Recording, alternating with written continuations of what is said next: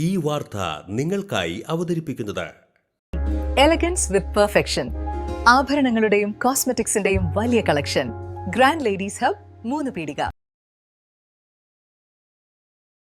ഇനി വിവാഹം ഇന്റിമേറ്റ് മാട്രിമോണിയിലൂടെ ഒറ്റത്തവണ രജിസ്ട്രേഷൻ, വിവാഹം വരെ സർവീസ്. ഇന്നും ഇഷ്ടങ്ങൾക്കൊപ്പം intimate matrimony, beautifying your life. Edathiruthy ഗ്രാമപഞ്ചായത്ത് വൈസ് പ്രസിഡന്റായി CPM-ലെ TK ചന്ദ്രബാബു തെരഞ്ഞെടുക്കപ്പെട്ടു. TK ചന്ദ്രബാബുവിന് 14 വോട്ടും എതിർ സ്ഥാനാർത്ഥി കോൺഗ്രസിലെ ഷാജി കണ്ണകിലകത്തിന് 5 വോട്ടും ലഭിച്ചു. വൈസ് പ്രസിഡന്റായി തെരഞ്ഞെടുക്കപ്പെട്ട TK ചന്ദ്രബാബുവിന് പഞ്ചായത്ത് പ്രസിഡന്റ് ബൈന പ്രദീപ് സത്യവാചകം ചൊല്ലിക്കൊടുത്തു. വൈസ് പ്രസിഡന്റായി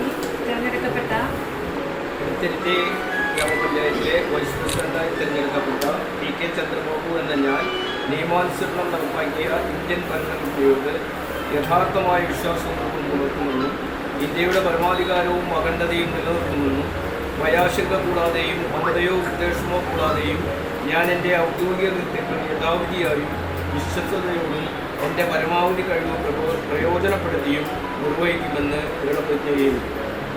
2020-25 കാലയളവിൽ ഗ്രാമപഞ്ചായത്ത് പ്രസിഡന്റായിരുന്നു TK ചന്ദ്രബാബു. 9ാം വാർഡിൽ നിന്നുമാണ് TK ചന്ദ്രബാബു വിജയിച്ചത്.